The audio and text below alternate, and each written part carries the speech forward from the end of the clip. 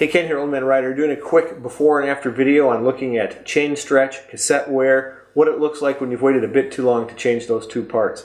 From where I'm sitting on the bike, I can see clearly where the chain's not fitting the chainring.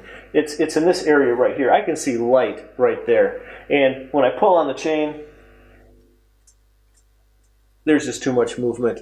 Now, that means the chain is worn. Hasn't skipped any gears. It hasn't done anything but made a little bit of a noise that I was starting to think of, well, maybe I've got to adjust these derailleurs.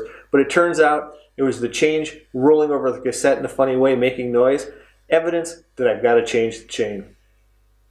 So I'm going to go down to the bike shop later on today. I'm going to pick up a new chain and a new cassette.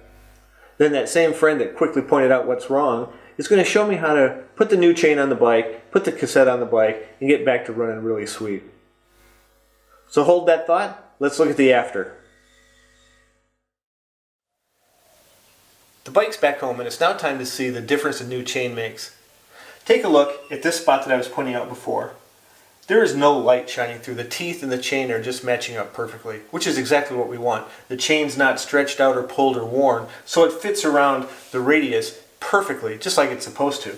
And when I pull on it, I can make it move, but the chain fits right, and it's just not sliding. It's just such a different feel. Now, it may look different on film because I can muscle out, an eighth of an inch or whatever, but the feeling of that chain now, new, tight, is totally different from the old chain when it was worn.